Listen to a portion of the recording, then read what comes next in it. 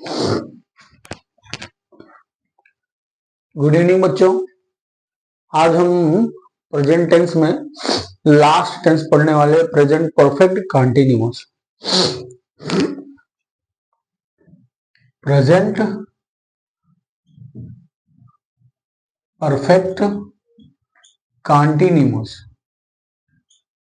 ठीक। दो टेंसेस में मिले परफेक्ट और कंटिन्यूअस, कैसे मैं आपको बताऊंगा। पहले पहचान देख लेते हैं। पहचान क्या है? जिन हिंदी वाक्यों के अंत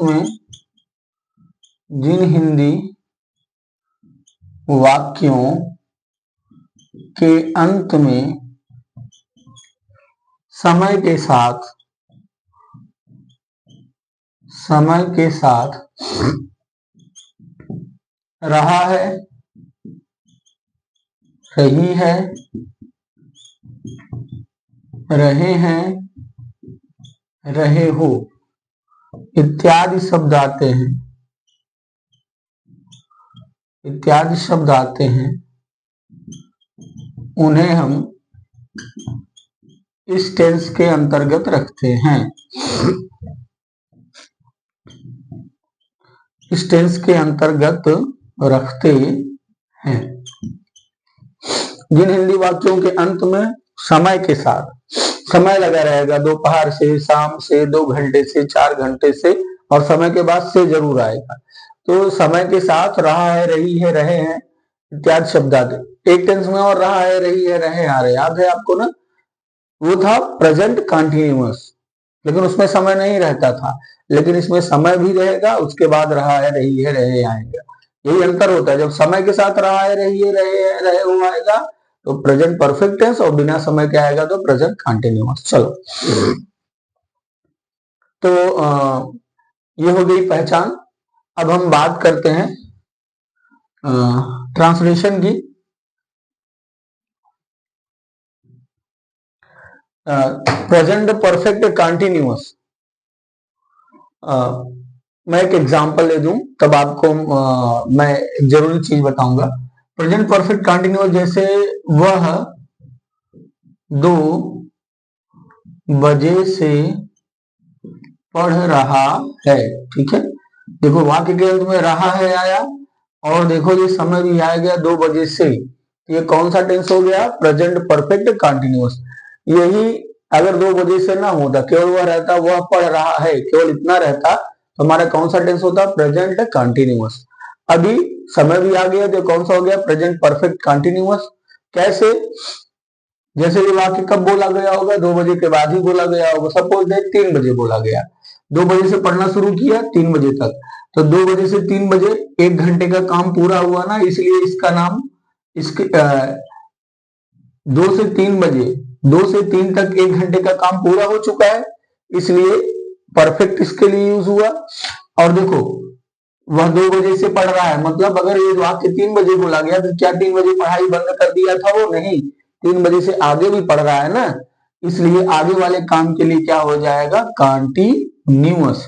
इसलिए इसका नाम क्या पड़ा? परफेक्ट और कंटिन्यूअस दोनों मिलकर एक टेंस बन गए परफेक्ट कंटिन्यूअस। इसमें ऐसे वाक्य आएंगे जो पास्ट टेंस में काम हुआ होगा और बोलते समय जारी रहा होगा, मतलब बोलते समय तक पूरा हुआ होगा लेकिन बोलते समय खत्म नहीं हुआ होगा, उससे आगे भी चलेगा।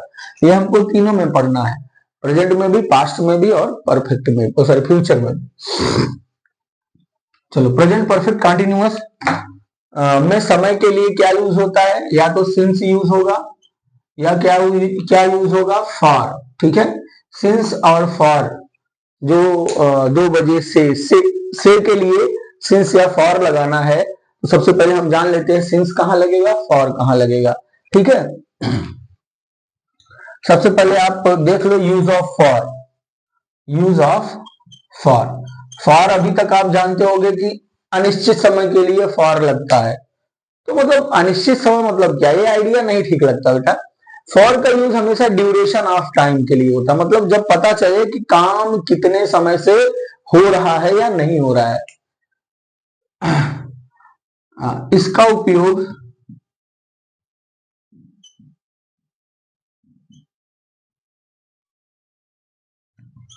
ड्यूरेशन ऑफ टाइम के लिए होता है, के लिए होता है। अर्थात जब हमें ये पता चले कि काम कितने समय से हो रहा है,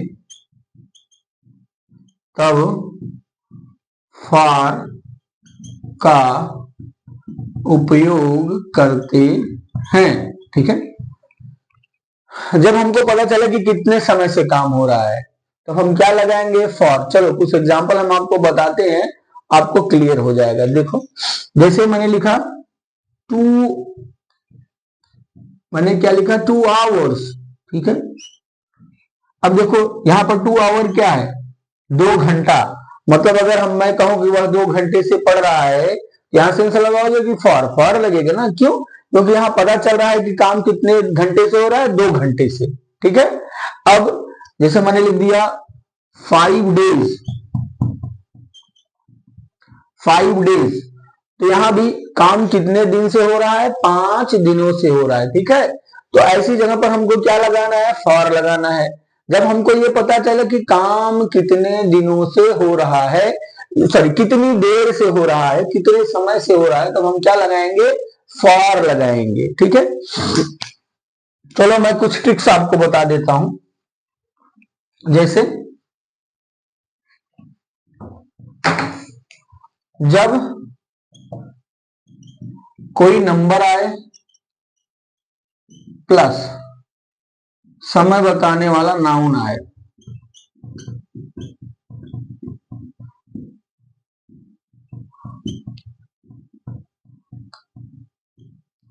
तब क्या लगाना है, फॉर लगाना है।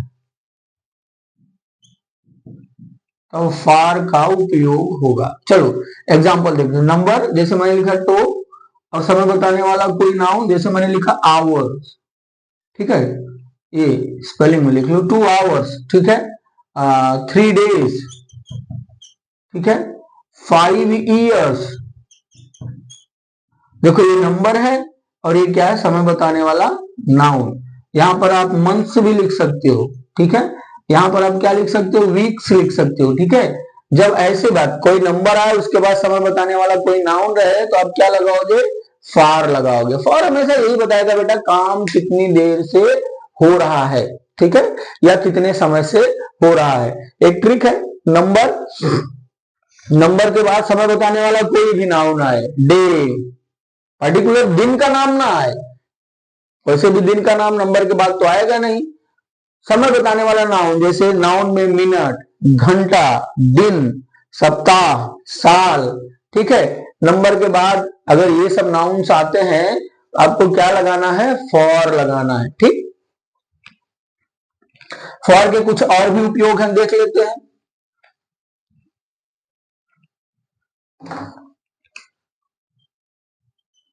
फॉर ईवर के पहले आएगा, मोमेंट के पहले आएगा, और लॉन्ग टाइम के पहले आएगा। उसके बाद पास्ट या लास्ट।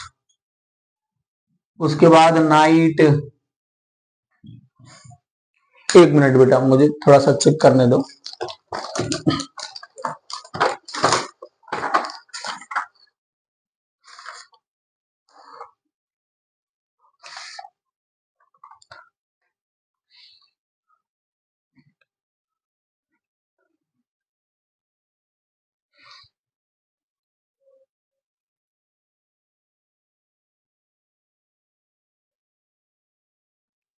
नहीं, ये पास्ट और लास्ट नहीं होगा बेटा, सॉरी। ठीक है, तो फॉर एवर के पहले आएगा, मोमेंट के पहले आएगा, लॉन्ग टाइम के पहले आएगा। ठीक है, और उसके बाद, हाँ बेटा मैं सही था, सॉरी बेटा। ठीक है, जब ये पहला था, ये दूसरा, फॉर का उपयोग आपको लास्ट लिखा रहे या पास्ट लिखा रहे, उसके बाद कोई नंबर हो, नंबर के बाद समय बताने वाला कोई नाउन हो, समय बताने वाला कोई नाउन हो, समय बताने वाला कोई नाउन हो,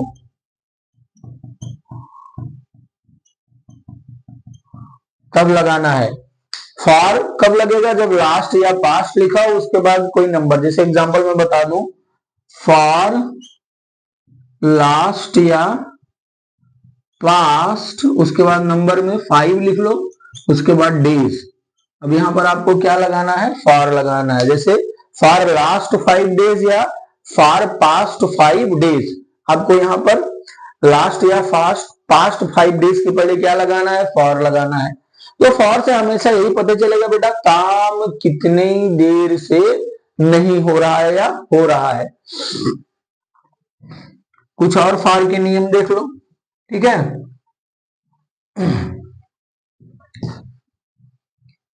फॉर के एक दो और बाकी हैं, जैसे केवल आवर्स आ जाए तब क्या लगाओगे, तब भी आपको क्या लगाना है, फॉर लगाना है। जैसे ही has been working for hours, मतलब वह घंटों से काम कर रहा है, घंटों से काम कर रहा है, तब यहां पर भी आपको क्या लगाना है, फॉर लगाना है। मतलब समय के पहले, समय बताने वाले नाउन के पहले कोई संख्या न दी जाए तब भी आपको क्या लगाना है, फॉर ही लगाना है, ठीक है।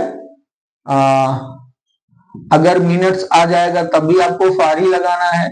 आवर हो ही गया, मंथ्स हो गया, डेज हो गया, मंथ्स हो गया, वीक्स हो गए, ठीक है। ये जब भी आएंगे, या ईयर्स हो गया, ठीक है। इन सबके पहले आपको क्या लगाना है, फॉर लगाना है। इनके पहले कोई संख्या आए तब भी फॉर लगेगा, बिना संख्या के आए, मतलब बिना संख्या के आवर आए, आवर्स आए, मिनट्स आए, डेज आए, मंथ्स आए, वीक्स आए या ईयर्स आए, तब भी आपको क्या लगाना है, फॉर ही लगाना है, ठीक। बस एक जगह याद रखना, जब कभी भी आल प्लस कोई नाउन आए समय बताने वाला, समय वाला, तब इसके पहले आपको फॉर या सिंस का उपयोग नहीं करना है, ठीक है। आपको मतलब ऐसे नहीं लिखना है फॉर ऑल, सॉरी ऐसे नहीं लिखना है फॉर ऑल डेज, ठीक है। ये लिखा जाएगा ऑल डेज, बस बिना सिंस या फॉर के लिखा जाएगा। चलो ये था यूज ऑफ फॉर। अब यूज ऑफ सिंस देख लेते हैं। यूज ऑफ सिंस बेटा हमेशा ये बताता है कि काम कब से शुरू हुआ। लिख लो, इसका उपयोग पॉइंट ऑफ द टाइम के लिए होता है,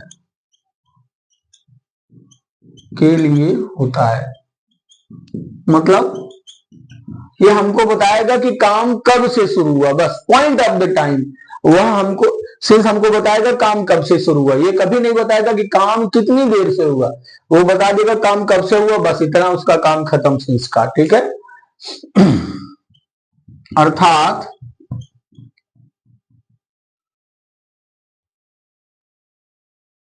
जब हमको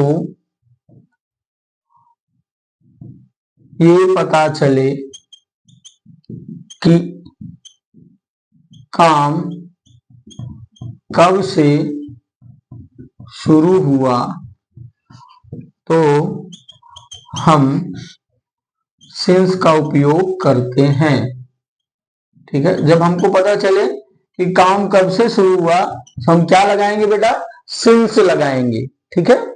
जब हमको ये पता चले काम कितनी देर से हो रहा है तो हम क्या लगाएंगे, फॉर लगाएंगे। लेकिन जब हमको पता चले कि काम कब से हुआ, कितनी देर से नहीं, कब से हुआ, मतलब पॉइंट ऑफ टाइम हमको पता लगे, तो हम क्या लगाएंगे, सिंस लगाएंगे। कुछ एग्जांपल्स देख लो तो आप अच्छे से समझ जाओगे। जैसे जैसे मैंने लिखा,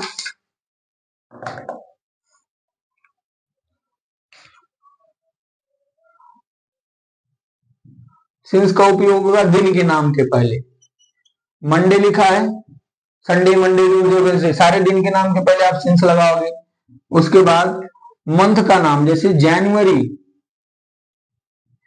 ठीक है, मंथ के नाम के पहले कोई भी 12 महीने में किसी भी महीने का नाम है उसके पहले क्या लगाओगे, सिंस लगाओगे, ठीक है। और उसके बाद अगर कोई सन है, मतलब years, name of years, name of years, मतलब जैसे मैंने लिख दिया 1980, केवल 1980 लिखा है तो हम क्या लगाएंगे, सिंस का उपयोग करेंगे। देखो इनसे हमको क्या पता चलेगा काम कब से शुरू हो, जैसे वह सोमवार से स्कूल नहीं आ रहा है, तो कब से नहीं आ रहा है, सोमवार से। ऐसा नहीं हमको पता चला कितने दिन से नहीं आ रहा है, हमको बस एक दिन का नाम पता चला है, वो सोमवार से स्कूल नहीं आ रहा है।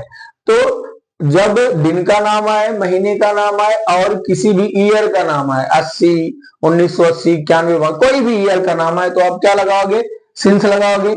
उसके बाद कोई फिक्स टाइम होगा, फिक्स्ड टाइम होगा, तब भी आप क्या लगाओगे, सिंस लगाओगे। मतलब 9 o'clock, 3 o'clock, 350, 360, इन सब के पहले भी आपको क्या लगाना है, सिंस लगाना है। और सीजन का नाम जैसे स्प्रिंग, स्प्रिंग, समर, इन सबके सीजन के नाम के पहले क्या लगाना है, सिंस लगाना है। और उसके बाद जैसे यस्टरडे हुआ, यस्टरडे हुआ, लास्ट नाइट हुआ, इन सबके पहले हमको क्या लगाना है, सिंस लगाना है। बेटा कुल मिलाकर आप ये याद रखो, अभी हम जब ट्रांसलेशन करेंगे तो आप और अच्छे से समझ जाओगे कि जब हमको पता चले कि काम कब से शुरू हुआ है तो हम क्या लगाएंगे, सिंस लगाएंगे।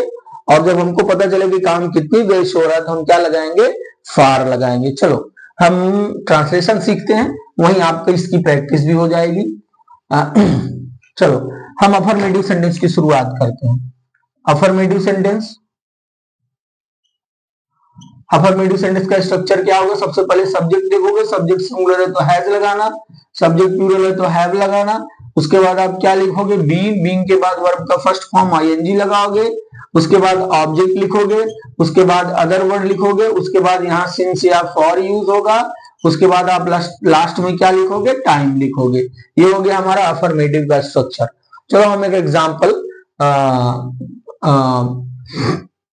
लिखते हैं। जैसे कुछ बच्चे सुबह से मैदान में दौड़ रहे हैं। देखो रहा है, रही है, रहे है लास्ट में आया और साथ ही साथ क्या लग गया, समय। हमारा कौन सा टेंस हो गया, प्रेजेंट परफेक्ट टेंस। और ये कौन सा सेंटेंस है, अफर्मेटिव। चलो हम ट्रांसलेट करते हैं। सबसे पहले क्या लिखना है, सब्जेक्ट। सब्जेक्ट क्या है, कुछ बच्चे। कुछ बच्चे की अंग्रेजी क्या हो जाएगी, सम चिल्ड्रन। सम चिल्ड्रन क्या है, प्लूरल है तो हम क्या लगाएंगे, हैव। हैव के बाद क्या लगाना है, बीन। बीन हमने लगा लिया। उसके बाद वर्ब का फर्स्ट फॉर्म। कुछ बच्चे क्या कर रहे हैं, दौड़ रहे हैं ना, तो आपने लिखा रन। रन में क्या लगाना है, आईएनजी, रनिंग। उसके बाद ऑब्जेक्ट है, मैदान में क्या दौड़ रहे हैं, कुछ नहीं, किसे दौड़ रहे हैं, कोई जवाब नहीं आया, सीधा हम बढ़ जाएंगे अदर वर्ड पर। क्या है, मैदान में, इन द फील्ड। अब उसके बाद क्या करना है, ये अदर वर्ड तक हो गया। अब हमको क्या लगाना है, सिंस या फॉर प्लस टाइम। अब चलो समय देखो, सुबह से, यहां पर क्या लगेगा, सुबह से हमको क्या बता रहा है, काम कब से शुरू हो रहा है कि कितनी देर से शुरू हो रहा है। सुबह से हमको पता चला ना, काम कब से शुरू हो रहा है ना, कब से शुरू हुआ, सुबह से। तो हम क्या लगाएंगे, सिंस लगाएंगे। वैसे भी जान लो दिन के किसी भी भाग का जब नाम आए तो हम सिंस ही लगाएंगे। जैसे मॉर्निंग, इवनिंग, नून, डॉन। डॉन मतलब वो भोर का सब, जब सूरज नहीं निकला होता तभी उजाला चारों तरफ हो जाता है। डस्क, डस्क मतलब गोधूली बेला। तो दिन के मतलब दिन के किसी पार्ट की बात आए तो हमेशा क्या यूज होता है, सिंस। तो यहां भी क्या यूज होगा, सिंस। क्या हो जाएगा, सिंस मॉर्निंग। ये हो गया हमारा translation. Some children have been running in the field since morning. चलो एक एग्जांपल और लेते हैं।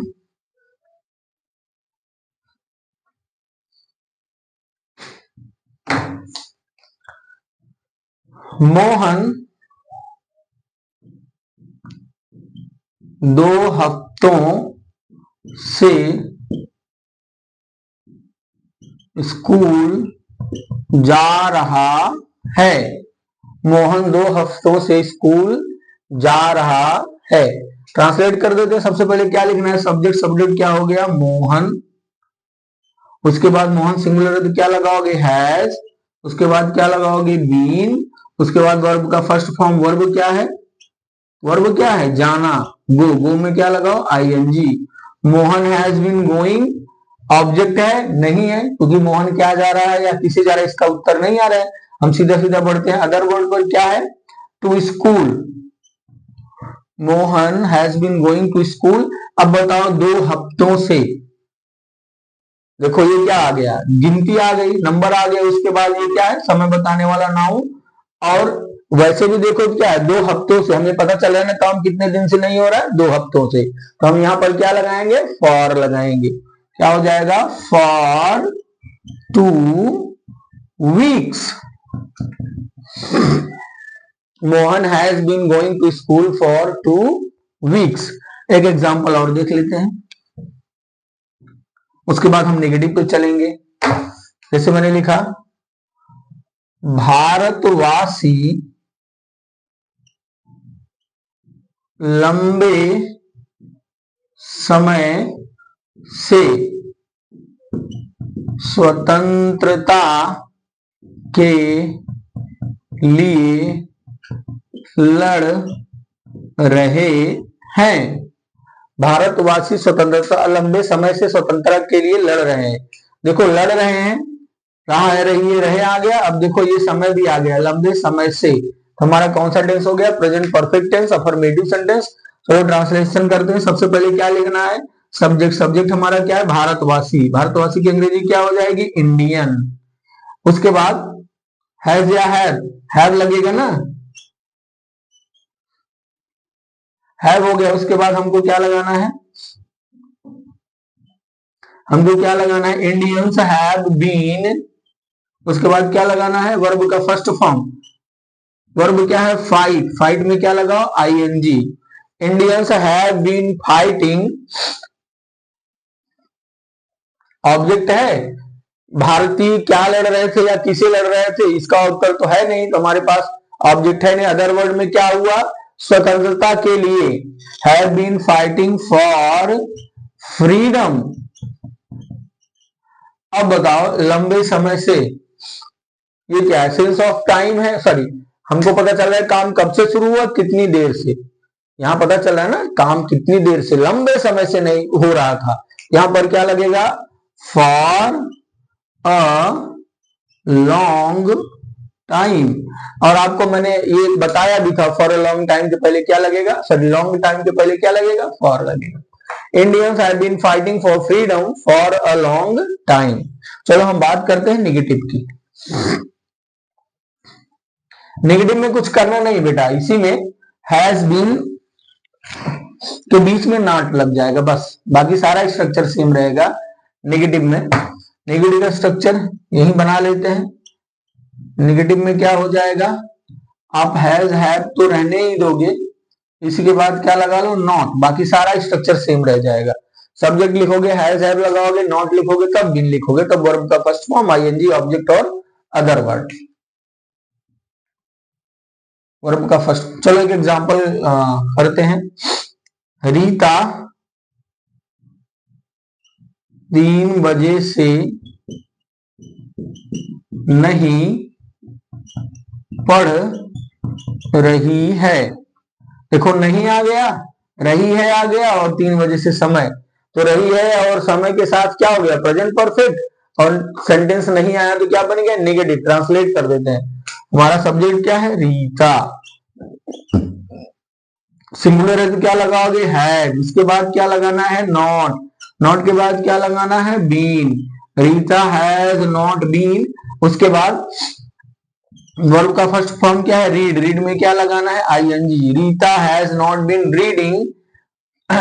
उसके बाद ऑब्जेक्ट, ऑब्जेक्ट है नहीं है हमारे पास, रीता क्या पढ़ रही है या किसे पढ़ रही है, इसका कोई उत्तर नहीं है, तो आगे बढ़ जाते हैं। अदर वर्ड, अदर वर्ड भी नहीं है, हम पहुंच जाएंगे कहां, सिंस या फॉर पर।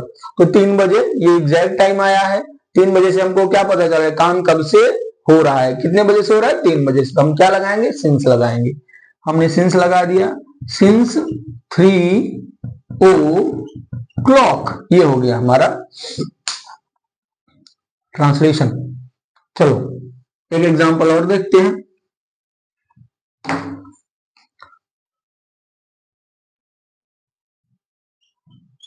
दूध वाला 3 हफ्ते से दूध नहीं दे रहा है। ठीक है, दूध वाला 3 हफ्ते से दूध नहीं दे रहा है। तो ये कौन सा टेंस है, प्रेजेंट परफेक्ट। रहा है आया है और टाइम भी आया है 3 हफ्ते से। सेंटेंस कौन सा है, नहीं लगने से नेगेटिव। चलो ट्रांसलेशन करते। सबसे पहले क्या लिखना है, सब्जेक्ट। सब्जेक्ट क्या है, दूध वाला। दूध वाला की अंग्रेजी होती है मिल्क मैन।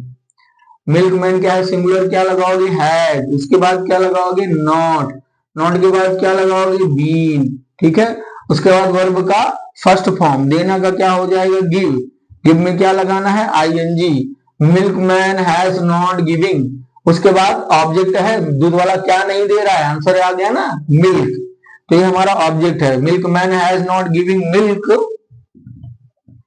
अब बताओ, अगर वर्ड तो है नहीं हमारे पास, सिंस या फॉर में से क्या लगेगा, 3 हफ्ते से क्या लगेगा, फॉर लगेगा ना, क्योंकि हमको पता चल रहा है ना काम कितनी देर से नहीं हो रहा है। कितनी देर से नहीं हो रहा है, 3 हफ्ते से। क्या हो जाएगा, फॉर 3 वीक्स। वैसे भी देखो, यहां संख्या आ गई और यहां पर टाइम बताने वाला नाउन आ गया, तब भी हम वैसे भी देख लेंगे क्या लगेगा, फॉर लगेगा। चलो अब हम चलते बेटा इंट्रोगेटिव फर्स्ट पर। इंट्रोगेटिव फर्स्ट, या जिसको हम क्या कहते हैं, एस और नो टाइप।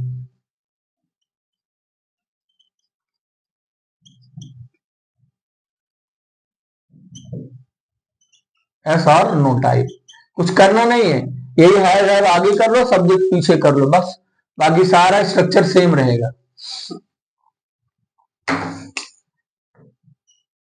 अफर्मेटिव से निगेटिव बनाना, सॉरी इंट्रोगेटिव बनाना, ऐसे ही करना है।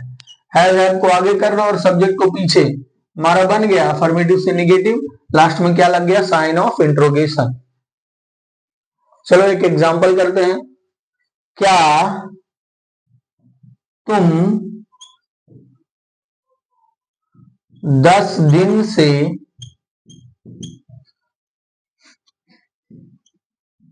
खेलने जा रहे हो।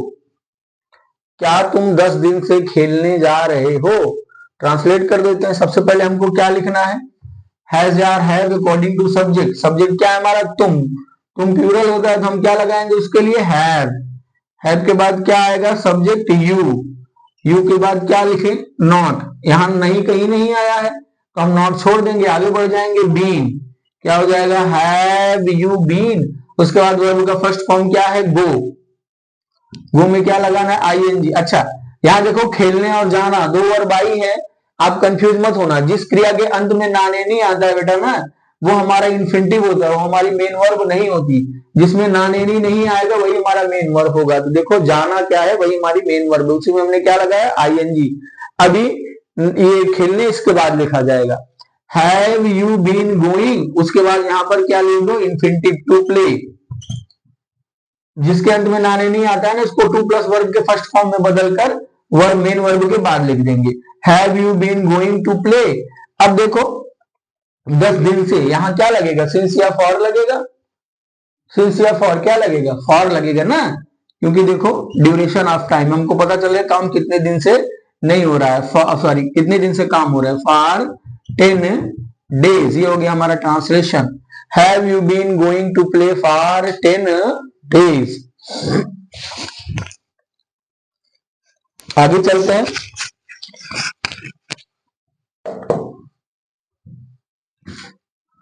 आगे चलते हैं, एक एग्जांपल और देख लेते हैं। क्या अध्यापक जनवरी से नहीं पढ़ा रहे हैं। क्या अध्यापक जनवरी से नहीं पढ़ा रहे हैं? तो चलो ट्रांसलेट कर देते। सबसे पहले हमको क्या लिखना है? हैज या have according to subject. Object subject हमारा क्या है? अध्यापक। अध्यापक यहाँ सिंगुलर है प्लूरल यहां से नहीं पता चल रहा है। देखो यहाँ देखो लास्ट में रहे हैं आया है ना। अगर सिंगुलर होगा तो क्या आता? रहा है। लेकिन यहाँ पर रहे हैं आया है तो यहाँ अध्यापक क्या है? प्लूरल है। तो हम क्या लगाएंगे? हैव। हैव के बाद हम क्या लिखेंगे? Subject teachers. टीचर्स। उसके बाद यहां नहीं आया ना तो हम क्या लिख देंगे? नॉट। नॉट के बाद क्या लिखेंगे? Been. Have teachers not been. उसके बाद वर्ब का फर्स्ट फॉर्म। पढ़ाना की अंग्रेजी क्या होती है? टीच। टीच में क्या लगाना है? ING. Have teacher not been teaching. अब देखो हो गया। ऑब्जेक्ट है नहीं, क्या पढ़ा रहे हैं या किसे पढ़ा रहे हैं तो पता नहीं चल रहा है। अगर वर्ड में भी कुछ नहीं बच रहा है, सीधा सीधा क्या आ गया? सिंस या फॉर प्लस टाइम। यहां सिंस लगेगा तो चार। देखो जनवरी से हमको पता चल रहा है काम कब से नहीं हो रहा है। कब से नहीं हो रहा है? जनवरी से। तो हम क्या लगाएंगे? सिंस। वैसे भी मैंने आपको बताया महीने दिन और साल के नाम के पहले क्या लगता है? सिंस लगता है। Since January. ये हो गया हमारा translation. Have teachers not been teaching since January. चलो अब आते बेटा हम इंट्रोगेटिव सेकंड पर। इंट्रोगेटिव सेकंड जिसको हम क्या कहते हैं? WH type.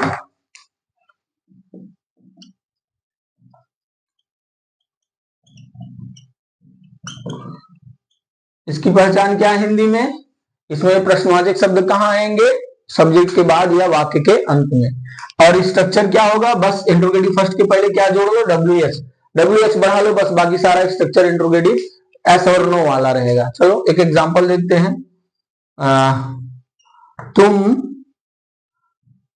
3 हफ्ते से रोज सुबह कहाँ कहाँ जा रहे हो? ठीक है। तुम 3 हफ्ते से रोज सुबह कहाँ जा रहे हो?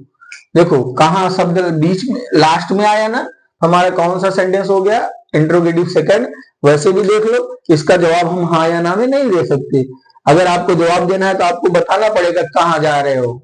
तो हाँ या ना तो बोल नहीं सकते, इसलिए क्या? WH टाइप है। चलो ट्रांसलेशन करते हैं। सबसे पहले हमको क्या लिखना है? WH। WH का मतलब पता है? इस प्रश्नवाचक शब्द की अंग्रेजी। तो कहाँ की अंग्रेजी क्या होती है? वेयर। उसके बाद हैज या have according to subject. Subject क्या है? तुम। तुम क्या होता है? प्लूरल तो क्या लगेगा? हैव। हैव के बाद हमको क्या लिखना है? सब्जेक्ट। सब्जेक्ट क्या है? यू। उसके बाद देखो इसमें नहीं आया है, नहीं तो नॉट छोड़ देंगे, आगे बढ़ जाएंगे। क्या हो गया? Been. Where have you been. उसके बाद क्या लिखना है? वर्ब का फर्स्ट फॉर्म। तो वर्ब का फर्स्ट फॉर्म क्या है? वर्ब क्या है? गो, जाना। ठीक है, जा रहे हो ना तो जाना वर्ब है। गो में क्या लगाओ? ING. Where have you been going. अब हाँ, हमारा वर्ब के फर्स्ट फॉर्म में आईएनजी हो गया। ऑब्जेक्ट। ऑब्जेक्ट हमारे पास है नहीं, क्या जा रहे हो या किसे जा रहे हो उसका कोई जवाब नहीं है। अगर वर्ड में रोज सुबह। ठीक है, रोज सुबह हमारा अदर वर्ड है, इसको लिख लेते हैं। रोज की अंग्रेजी every morning. Where have you been going every morning. अब हमारा क्या बचा? सिंस या फॉर प्लस टाइम। अब बताओ यहां 3 हफ्ते से सिंस लगेगा कि फॉर? तो पता चल रहा है ना काम कितनी देर से नहीं हो रहा है? 3 हफ्ते से। जब जब संख्या है आप तुरंत समझ जाना कि फॉर ही लगेगा। क्या हो जाएगा? For 3 days. Sorry, for 3 weeks होगा बेटा, सॉरी, फॉर 3 वीक्स। ये हो गया हमारा translation. Where have you been going every morning for 3 weeks. चलो एक एग्जांपल और देख लेते हैं।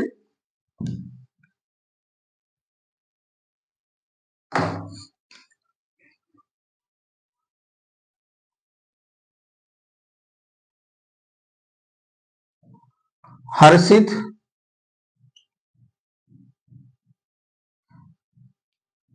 सोमवार से कौन सी किताब पढ़ रहा है। यहां देखो प्रश्नवाचक शब्द क्या आया, कौन सी। आपको याद आया ना, मैंने आपको बताया था जब कौन सी की अंग्रेजी क्या हो जाएगी, विच। जब विच आएगा तो विच के साथ जुड़ी संज्ञा भी तुरंत लिख देंगे, तब आगे बढ़ेंगे। चलो ट्रांसलेट करते हैं। सबसे पहले हमको क्या लिखना है, WH, मतलब कौन सी की अंग्रेजी क्या हो जाएगी, विच। विच के बाद क्या जुड़ा है, नाउन, सॉरी विच के बाद क्या जुड़ा है, किताब, उसकी अंग्रेजी लिख देंगे, विच बुक। अब शुरू करो, has according to subject. Subject क्या हमारा, हर्षित। हर्षित एक सिंगुलर है तो क्या लग जाएगा, हैज। विच बुक हैज, उसके बाद सब्जेक्ट क्या है, हर्षित। उसके बाद हम क्या लगाएंगे, बीन। ठीक है, which book has Harshit been. उसके बाद वर्ब का फर्स्ट फॉर्म, वर्ब क्या है, पढ़ना। ये देखो पढ़ना है ना, क्या हो जाएगा, रीड। रीड में क्या लगाओ, ING। ठीक है, which book has Harshit been reading. अब उसके बाद ऑब्जेक्ट नहीं आया, अदर वर्ड भी नहीं आया, अदर वर्ड नहीं है ना, हमारा बचा क्या, सोमवार से। तो यहां पर क्या लगेगा, सिंस लगेगा कि फॉर लगेगा, सिंस या फॉर प्लस टाइम बचा है, सिंस लगाओगे कि फॉर। दिन का नाम है ना, सीधी सी बात है, हमको पता चल रहा है कि काम कब से नहीं हो रहा है या कब से हो रहा है, तो क्या लगेगा, सिंस। वैसे भी दिन का नाम जब आ जाए, महीने का नाम आ जाए, साल का नाम आ जाए, तो सिंस ही लगाना है। तो हम क्या लगाएंगे, सिंस मंडे। ये हो गया हमारा translation. Which book has Harshit been reading since Monday. चलो, ये तो था हमारा प्रेजेंट परफेक्ट कंटीन्यूअस टेंस। इसमें वाक्य पास्ट में शुरू होता है, सॉरी कार्य पास्ट में शुरू होता है, और जब बोला जाता है तो चल रहा होता है। ठीक बेटा, इसकी मैं कुछ एडिशनल जानकारी देना चाहता हूं, बस 2 मिनट और लगेंगे। ऐसे भी वाक्यों का ट्रांसलेशन हो जाएगा जिसमें समय नहीं दिया जाएगा लेकिन काम लगातार जारी रहा है, मतलब बोलने से ऐसे पता चलेगा कि काम पहले शुरू हुआ था और अब भी जारी है। जैसे वह लिखता ही रहा है, ठीक है, वह लिखता ही रहा है, या वह बीमार चल रहा है, ठीक, या वह अनुपस्थित चल रहा है। अब वह लिखता ही रहा है, वह बीमार चल रहा है, वह अनुपस्थित चल रहा है। जब ये चल आ जाए या ही रहा है आ जाए, आप इसी टेंस का उपयोग करोगे, स्ट्रक्चर वही रहेगा। मतलब आप सब्जेक्ट लिखोगे, हैज या हैव लगाओगे, उसके बाद आप वर्ब का फर्स्ट फॉर्म लगाओगे और प्लस ING लिखोगे, उसके बाद ऑब्जेक्ट लिखोगे, उसके बाद अदर वर्ड लिखोगे। ठीक है, ये हो गया कब, जब हमारे पास वर्ब रहेगा। ठीक, अब देखो ये दूसरे वाक्य में और तीसरे वाक्य में वर्ब के रूप में यही चल है, और चल कोई वर्ब नहीं होती है। ठीक है, जब वर्ब नहीं मिलेगा तब क्या स्ट्रक्चर होगा, ये हो जाएगा, सब्जेक्ट लिखोगे, उसके बाद सॉरी बेटा, सॉरी अभी हमने तो बीन लगाया ही नहीं। बीन रहेगा तब वर्ब का फर्स्ट फॉर्म, तब ING, तब ऑब्जेक्ट, तब अदर वर्ड। ठीक है, अब जब वर्ब नहीं रहेगा कब, तब आपको भी वही करना है आपको। ठीक है, हैज बीन तक वही रहेगा, तो उसके बाद यहां पर आप एडजेक्टिव जो आएगा वो लिख लेना, एडजेक्टिव या नाउन जो भी आएगा वो लिख लेना। जब वर्ब नहीं है तो एडजेक्टिव या नाउन जो भी है वो लिख लेंगे। चलो पहले का ट्रांसलेशन इसके हिसाब से कर देते हैं, क्योंकि इसमें क्या है, लिखता वर्ब है ना। चलो कर देते हैं, क्या हो जाएगा, ही हैज बीन राइटिंग। ये हो गया हमारा ट्रांसलेशन। वह लिखता ही रहा है, तो ट्रांसलेशन क्या हो जाएगा, ही हैज बीन राइटिंग। चलो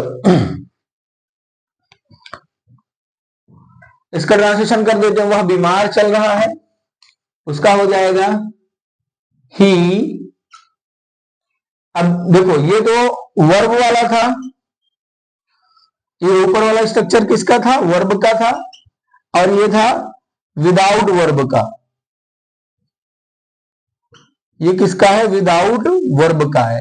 ठीक है, तो इसमें वर्ब नहीं है ना, इसका ट्रांसलेशन ऐसे हो जाएगा, ही हैज बीन, सब्जेक्ट हो गया, हैज हो गया, बीन हो गया, उसके सॉरी सब्जेक्ट हो गया, हैज हो गया, बीन हो गया, उसके बाद एडजेक्टिव क्या है, बीमार।